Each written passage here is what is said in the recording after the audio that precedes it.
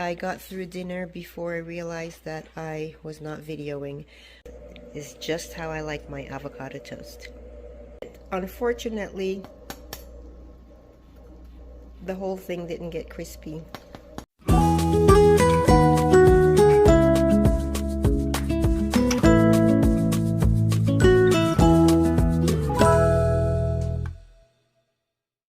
Hey friends, I am about to make some breakfast.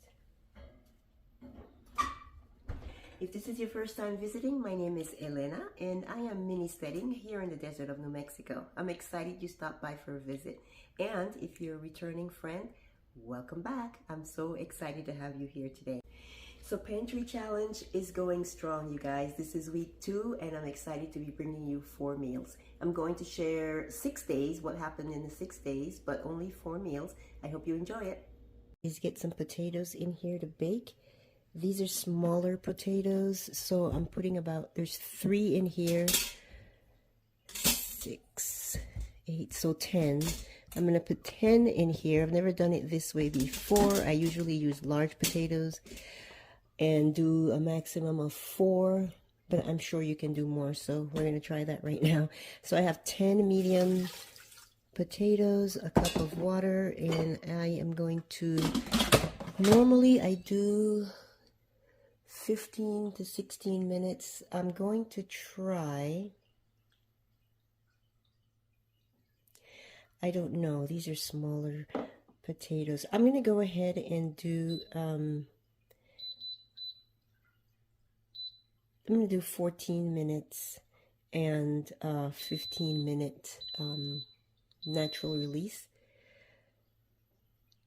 I hope that works. Okay, so I'm making these potatoes. Some I'm going to use for dinner today, and some I have planned for another a dinner later in the week. So the potatoes are done and they're cooled. It is later in the day. It's dinner time now, and so I found this ham, these pieces of ham, yesterday or the day before. And I had an idea then what I would do with it, so I'm just gonna make a stovetop, it's not a casserole, it's gonna have cheese melted, but I'm not putting it in the oven. It's all gonna happen on the stove. Let me pull you back a little bit. Okay, so first thing I'm gonna do is cut the fat off and cube the ham.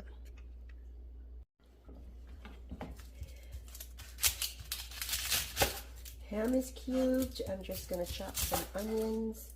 I took out some frozen green peppers. It's really nice when you have a meal already prepared and in your refrigerator or in your freezer, and you can just take it out and put it in the oven or whatever to get it ready. But it is also very, very nice to have ingredients, because when you have ingredients already prepped, you have a little bit more flexibility. So I could do a lot of different things with this ham and with these potatoes. Okay, let me get my bag.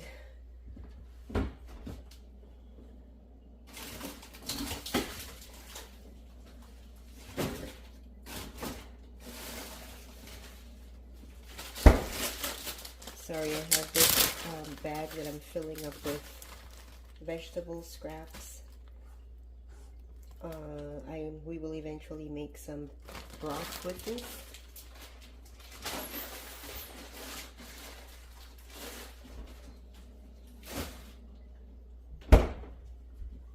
Okay, I gotta get moving because I only have so much time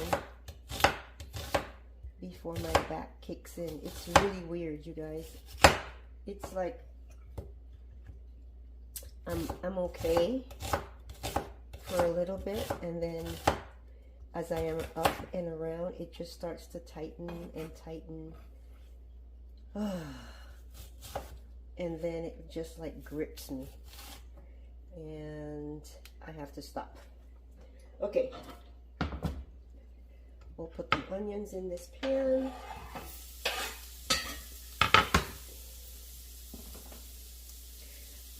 You can't see the pan. And we'll put the ham as well. And the green peppers, actually. Let's just throw it all in together. Oh, you know what? I forgot oil. Ugh.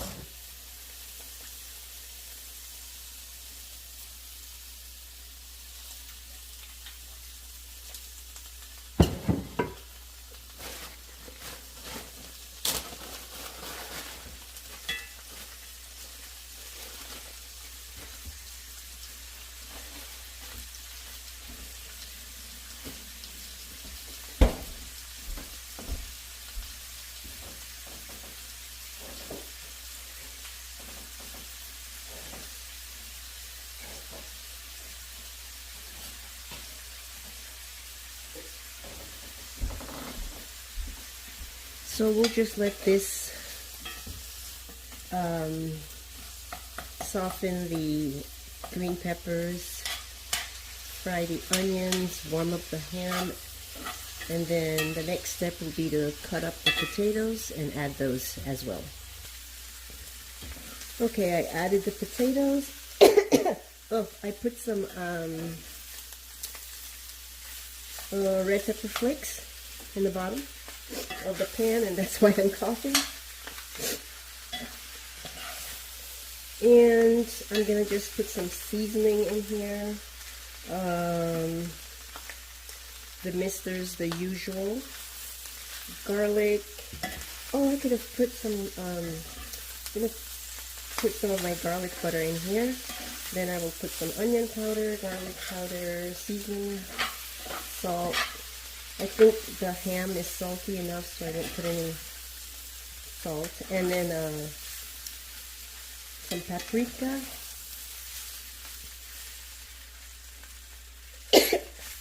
That should be it.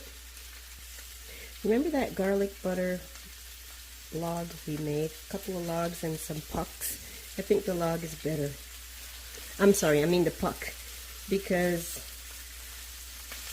I put the log in the freezer and then you have to cut it and it's hard to cut. And it's better to just have the pucks and you can just easily drop it. Do I want seasoning, salt, and I think I'm just going to use the usual. Some onion powder, some garlic powder, and some Italian seasoning. And that's it. This is really done. I mean, the potatoes were done, the ham was done. It was just a matter of warming it up and browning it a little bit. So I think I'm going to turn it off and put some cheese on the top. I don't know that I have a pot cover that will fit this. Oh, let me check.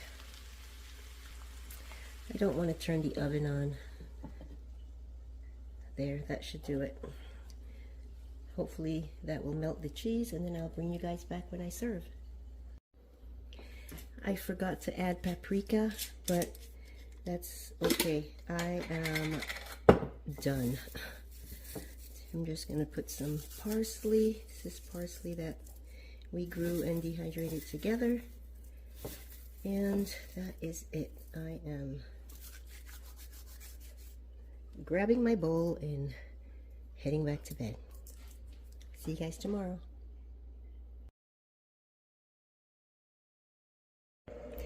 Breakfast this morning is avocado toast. I made mine on a raisin bagel, some mashed avocado, a fried egg, provolone cheese on top, bacon, Kalamata olives, and some sriracha sauce. It's just how I like my avocado toast. You guys, I got through dinner before I realized that I was not videoing. All we did for dinner today is I made 2 batches of rice, because you know I try to do that, make more than one batch. And this is the last jar of stew meat that I have already canned. So we have to make sure and can some more. And I made some plátanos or plantains, and that's dinner. I decided to add some salsa verde to the meat and some corn chips and made sort of a rice bowl.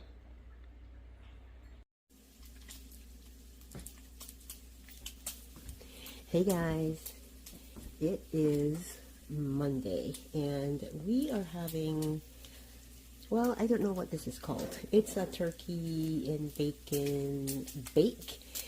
It's reminiscent of cottage pie. I have 2 jars of turkey. I really wanted it to be chicken, but I just realized that I don't have any boneless chicken and I didn't want to go through the trouble of opening those drumsticks that we canned. Do I want to do that? No, I don't want to do that. I'm just going to go with the turkey rather than deboning chicken.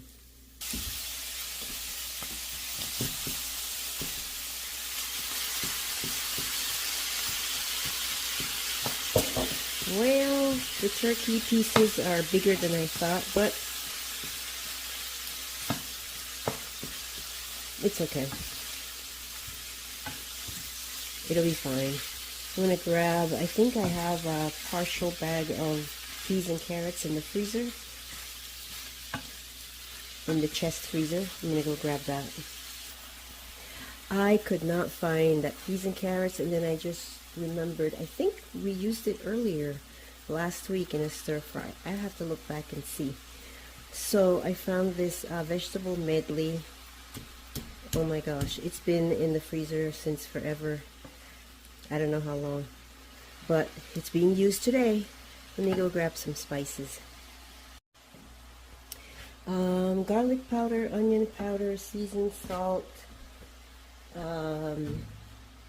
Italian seasoning. I wanted just oregano, but could not find that, so.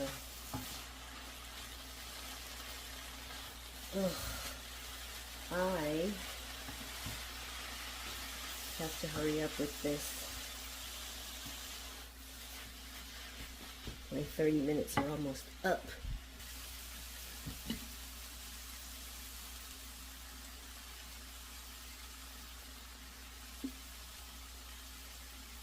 This is maybe 2 tablespoons of flour. Just guesstimating.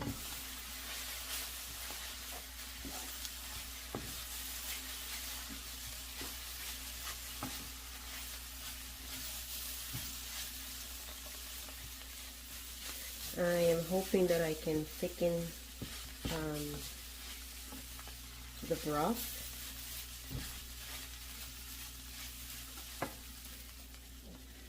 I'm going to add this turkey broth.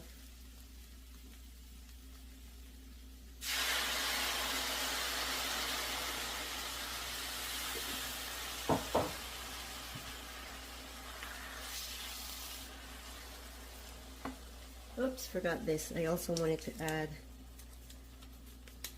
a few ounces of cream cheese.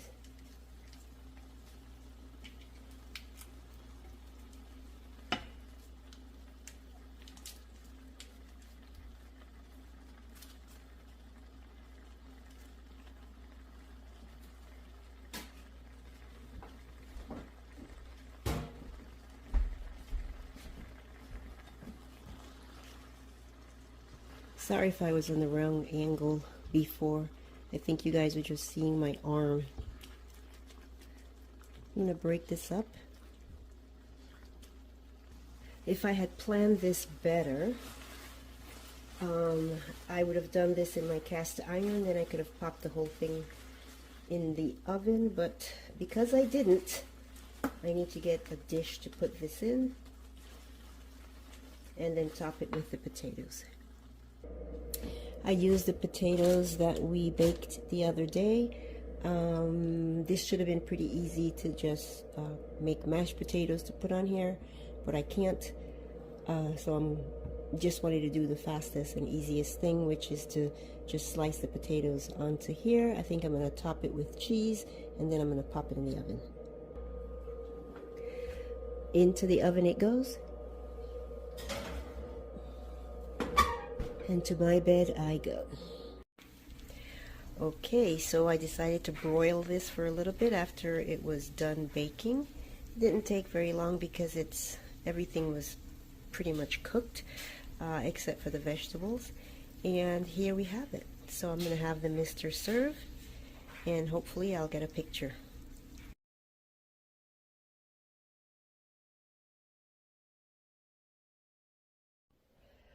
Okay, so we have 7.31 pounds. Hey, so we are doing pernil today. This pernil has been in my fridge for 5 days. It took 3 days to defrost, and then two days I just was starting too late, and so I didn't do it. And today I'm starting too late again, but I'm gonna do it. I do not want it to go bad. So yeah, I'm doing it the lazy way. So I'm just going to show you guys what I am doing. I am putting in 3, 6, 9, 12, 14 cloves of garlic. Usually you would put a clove per pound, but some of these are kind of small, so I am putting yeah, that many, 14. All right, so we're going to put some paprika.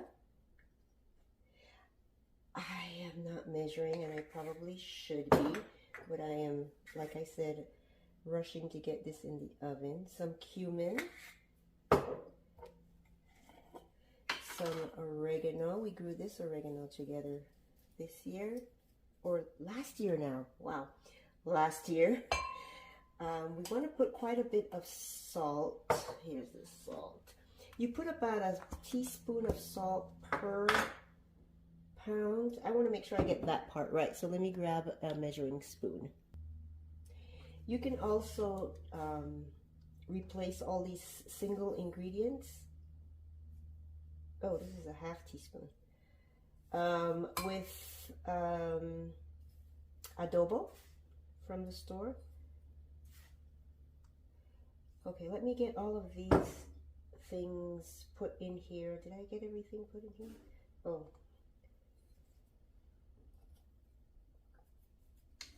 Okay, and then I'm going to add oil. I don't know how much oil I'm putting. I just want to make a paste. So this is olive oil. Let's see how that comes out. I don't have an outlet on this side of the kitchen, so I'm going to take this and whiz it up and come back. Okay, so here we have our paste, and you guys, this is half a tablespoon, not half a teaspoon, so it was kind of salty.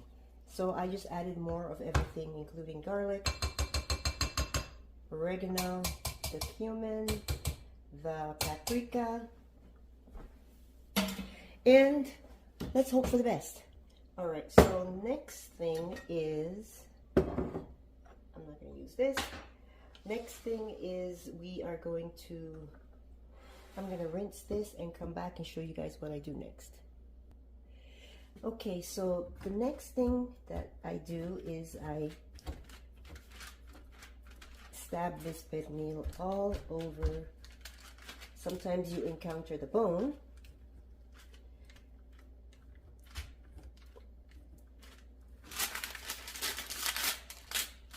If I had time, I would take the skin off.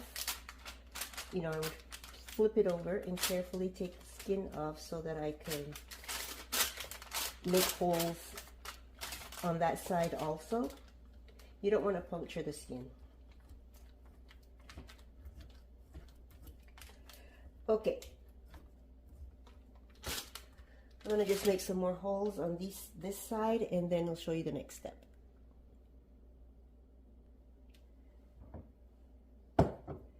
So we're going to just find these little holes and stuff each one with this mixture. Now some of these holes aren't as deep as I'd like them to be, so I might have to go over again with maybe with a bigger knife. So that's what I'm going to do. Find the holes, stuff this mixture in it, and then we'll be back. All the little holes have been filled on the side even on this side. On this side. So now I'm going to put the pork shoulder in here with the skin up.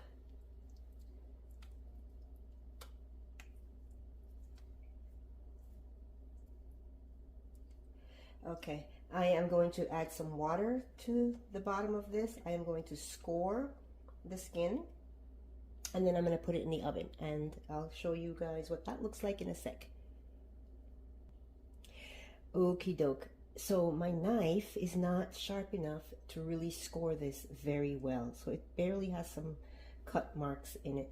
And I don't have time to sharpen my knife. So I am going to go ahead and just cover this with foil, pop it in the oven for 2 hours, and then we'll check on it after 2 hours.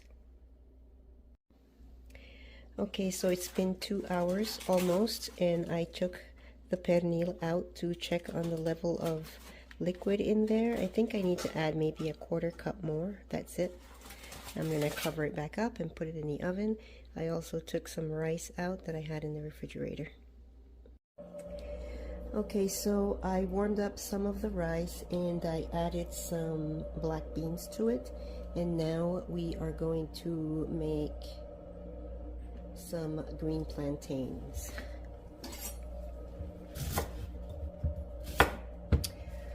In Panama, where I grew up, this is called tostones, or sorry, this is called patacones. In Puerto Rico, where I spent about a year, it's called tostones, and it's basically mashed green plantains. I'm going to finish peeling it, show you guys how it's done. So the plantains that I made the other day are ripe plantains, and they are soft when you cut it. The peel is soft, it comes off soft. Some of you might be familiar, but for those of you who aren't, and when you fry it, it's sweet.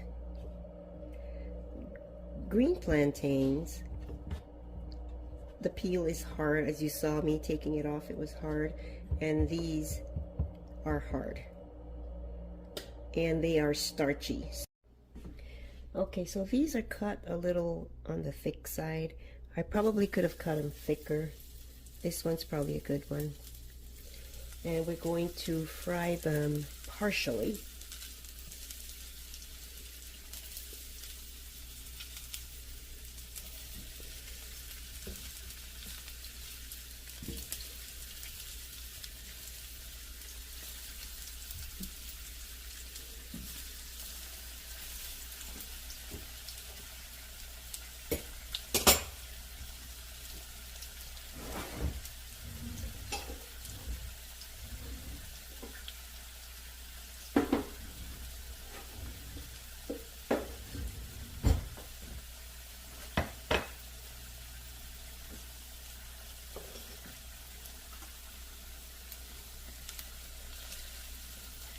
We just want to fry them a little bit. This one that has brown on it, that's been in there too long. So is this one. So let me flip these over and show you the next step. When your fork can go in it like that, pretty easily, you remove them.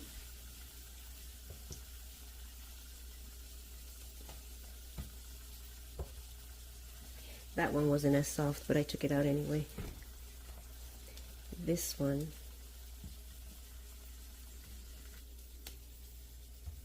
is the thicker one, so that one will be in for a couple more seconds. And then the next thing you're going to do is you are going to use something with a flat surface, a glass, anything. I'm using this bowl, and you're going to mash them like that. Oops. one out.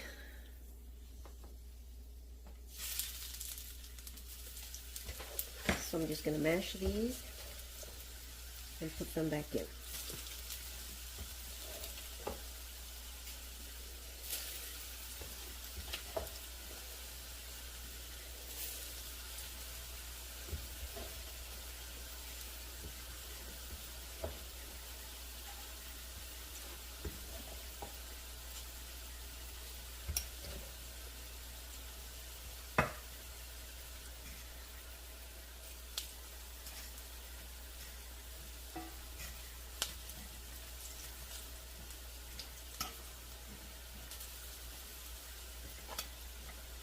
It won't take very long for them to be ready.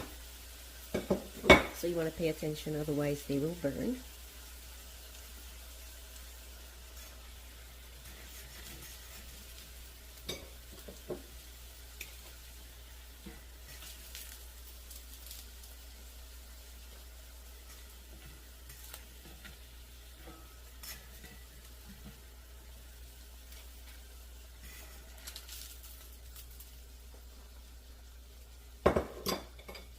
Okay, it's a little smoky, so I am going to turn on my vent.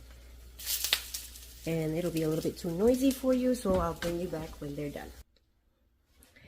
The plantains are done, our tostones or patacones. And just going to sprinkle it with a little salt. And the cook gets the taste one. Perfect, crispy, salty, just the way you want it.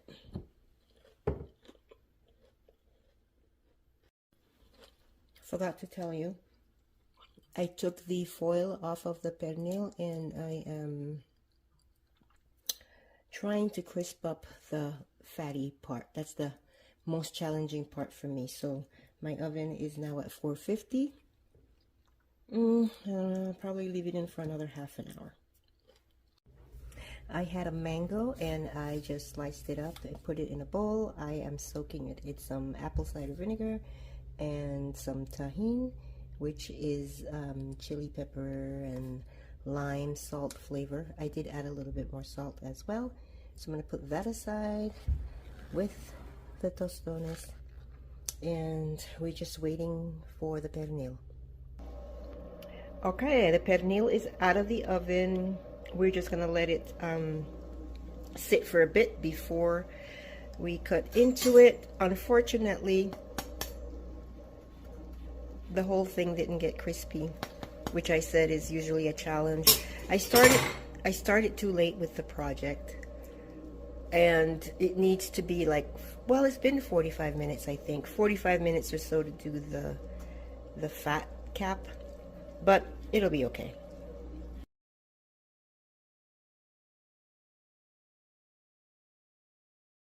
I hope that you guys enjoyed the video. If you did, give it a thumbs up. And if you aren't subscribed yet, join us so you can see more of the meals that I'm making during this pantry challenge. So my breakfast is ready. Here are my bagels and here's my coffee. I'm gonna go enjoy that, and I'll catch you guys in the next video. Bye.